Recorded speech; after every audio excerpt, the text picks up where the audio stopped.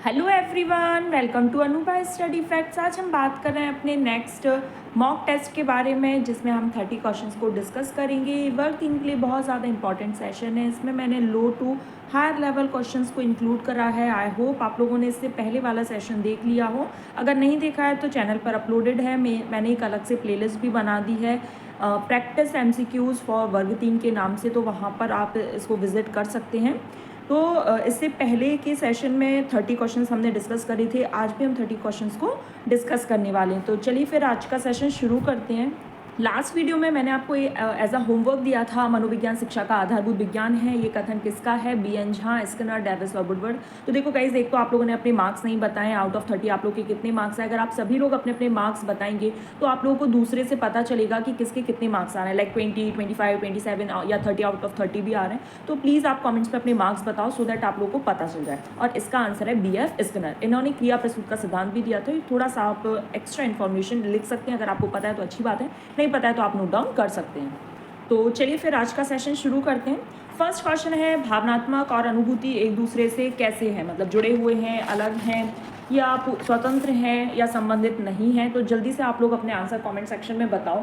और ये premiere video इसीलिए रहेगी ताकि आप लोग अपने मार्क्स भी बता सको और अपने जो सही आंसर्स हैं आपको जो लग रहे हैं वो भी बता सको। तो आंतरिक जुड़े हुए हैं। नेक्स्ट है, आधुनिक मनोविज्ञान का अर्थ है। आधुनिक मनोविज्ञान का अर्थ है मन का अध्ययन, आत्मा, शरीर या व्यवहार का अध्ययन। तो व्यवहार का अध्ययन। इससे पहले एक क्वेश्चन था पिछले सेशन में कि शिक्षा मनोविज्ञान है तो विशुद्ध विज्ञान, व्यवहारिक विज्ञान, मानव विज्ञान या उपरोक्त में से कोई नहीं, जिसका आंसर मैंने मानव विज्ञान बताया था। आप में से कुछ लोगों का था कि व्यवहारिक विज्ञान भी हो सकता है। तो शिक्षा मनोविज्ञान एक मानक विज्ञान है, लेकिन अगर हम बात करें कि आधुनिक मनोविज्ञान क्या है तो वो व्यवहार का अध्ययन है। ठीक है। नेक्स्ट क्वेश्चन है, गर्भावस्था की प्रथम अवस्था, डिम्ब अवस्था, पिंड, भ्रूण और शिशु। तो सबसे पहले ओवम बनता है, ओवम स्पर्म बनते हैं, तब जाके जायगोट बनता है, फिर एम्ब्रियो, फीटस, इस तरीके से प्रोसेस चलती है।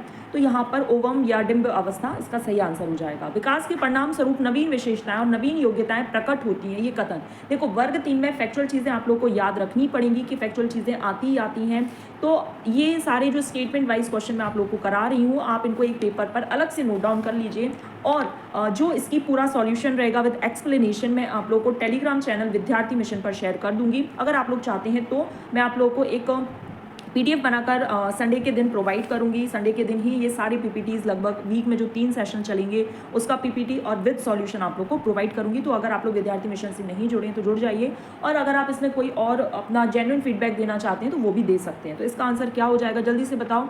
ये एक स्टेटमेंट वाइज क्वेश्चन है, हरलॉक इसका आंसर हो जाएगा। हरलॉक ने कहा है कि नवीन विशेषता, नवीन योग्यताएं प्रकट होती है विकास के परिणाम स्वरूप। शिक्षा मनोविज्ञान की उत्पत्ति का वर्ष तो 1900, ये आप सभी को पता होगा। या नहीं भी पता है तो हम एक तुक्का लगा सकते हैं कि सबसे पहला जो वर्ष है वही शिक्षा मनोविज्ञान की उत्पत्ति का समय। शैशवावस्था के दौरान कौन सा आधारित संवेग विकसित होता है? भय, खुशी, मुकाबला, क्रोध, ईर्ष्या, भय, क्रोध, यहाँ यह की जगह भय आना था। भय, क्रोध, दोषी, भय, क्रोध, खुशी।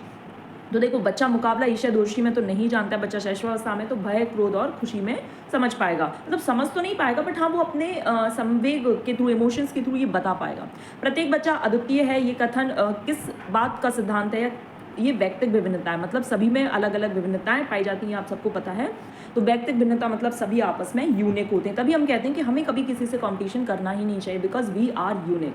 शिक्षा मनोविज्ञान का संबंधित किससे नहीं है? तो संचार माध्यमों के अध्ययन से नहीं है, मानव व्यवहार से है, मानसिक प्रक्रियाओं से, सीखने के तरीके से है। पियाजे ने डैश में बच्चों के विकास के अध्ययन के लिए एक लैबोरेटरी स्कूल आरंभ करा। ये वर्ग 3 में पूछा गया था आप लोगों से। तो देखो, इस तरीके के फैक्चुअल क्वेश्चंस भी पूछे जाते हैं, तो फैक्चुअल क्वेश्चन को हम नकार नहीं सकते। तो America will be the correct answer. Vygotsky के अनुसार बालक सीखते हैं, तो अनुकरण के द्वारा तो पियाजे के अकॉर्डिंग सीखते हैं, लेकिन अगर वयस्क और समवयस्कों के साथ परस्पर क्रिया से अगर कोई बच्चा सीखता है तो ये वाइगॉत्स्की के अनुसार। निम्नलिखित में से कौन शिक्षा मनोविज्ञान की प्रकृति है? तो विद्यात्मक अध्ययन। विद्यात्मक अध्ययन क्या होता है? विद्यात्मक अंतर के अंतर्गत आता है कि जिसमें बालक की रुचि हो, अभिप्रेरणा हो, आवश्यकता अनुसार वो अधिगम में भाग लेता हो, वो विद्यात्मक विकास है।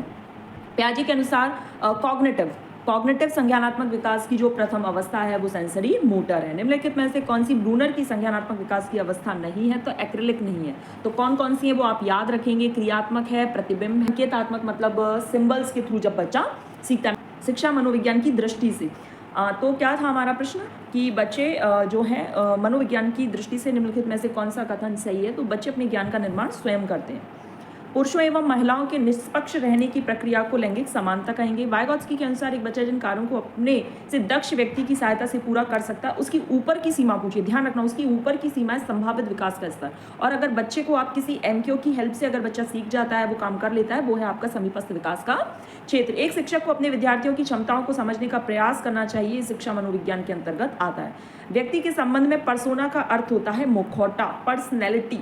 दृष्टि से हटाने के बाद मस्तिष्क से हट जाए, मतलब out of sight out of mind वाली बात आ जाए तो ये सेंसरी मोटर आरंभिक। शिक्षा मनोविज्ञान की दृष्टि से निम्नलिखित में से कौन सा कथन सही है? तो बच्चे अपने ज्ञान का निर्माण स्वयं कर सकते हैं। क्वेश्चन रिपीट हो गया। सतत और संपूर्ण मतलब सीसीई के बारे में, कंटिन्यूस एंड कॉम्प्रहेंसिव इवैल्यूएशन के बारे में बात की कि शिक्षण किस प्रकार अवलोकन हो, किस प्रकार से रिकॉर्ड बनाया जाए, इसको समझने में हेल्प करती है। तो शिक्षक की जगह फोर्थ ऑप्शन में शिक्षण कर लीजिएगा। एक पूर्व संक्रियात्मक स्तर के बच्चे की वह प्रवृत्ति जिसमें है किसी परिस्थिति के सिर्फ एक पहलू पर, केवल एक पहलू पर ध्यान दे, वो होता है केंद्रीकरण। जैसे आप बच्चे ने केवल लंबाई देख ली, चौड़ाई नहीं देखी, या चौड़ाई देखी तो केवल चौड़ाई देखता रहा, वो लंबाई नहीं देखी। क्रमबद्धता मतलब सीरिएशन में लगाना, अनुकूलन मतलब एडेप्टेशन। बाल मनोविज्ञान के आधार पर कौन सा कथन सर्वोत्तम है? कि प्रत्येक बच्चा विशिष्ट होता है, इसलिए हमें कभी भी दूसरे से कॉम्पिटिशन नहीं करना चाहिए, और कभी करना भी है तो एक हेल्दी कॉम्पिटिशन हो। डैश को अभिप्रेरित शिक्षक का एक संकेत माना जाता है जब बच्चे प्रश्न पूछते हैं। तो कौन से सर्वप्रथम नैतिक विकास का सिद्धांत सर्वप्रथम तो प्याजी ने दिया था, लेकिन अगर उसका अच्छे से बात की जाए कि नैतिक विकास का सिद्धांत किसने दिया, तो कोलबर्ग के द्वारा। प्राथमिक शिक्षक के लिए बाल मनोविज्ञान का ज्ञान आवश्यक क्यों है भाई? ताकि वो बच्चों को अनुशासित कर सके? नहीं, बल्कि बच्चों के व्यवहार को समझने में शिक्षक को सहायता मिलती है। छात्रों के लिए कौन से गुण सबसे महत्वपूर्ण है? तो स्वतंत्र सोच विचार। ब्रॉनफ्रेंड ब्रेनर की अगर थ्योरी नहीं देखी तो देख लेना, उसमें जो माइक्रो सिस्टम होता है वो उसके माता पिता और उसके सिबलिंग से संबंधित होता है। बाल मनोविज्ञान का केंद्र बिंदु बालक खुद होता है। कौन सा कथन गलत है? तो छोटे बच्चे बच्चों या बड़े बच्चों की तुलना में अधिक चीज़ों से नहीं डरती है। कोई भी लॉजिक नहीं बन रहा है कि वो ज़्यादा चीज़ों से डरते हैं या कम चीज़ों से डरते हैं, तो ये नहीं होगा। डर बच्चों के विकास और जीवन में सफलता को बहुत नुकसान पहुंचाता है, ये सही है। चूँकि हमसे गलत पूछा गया तो second will be the correct answer. यहाँ पर हमारा सेशन गाइस कंप्लीट हुआ। सेशन पसंद आया तो do like share and subscribe. Next session में मिलेंगे। Thanks for watching this video.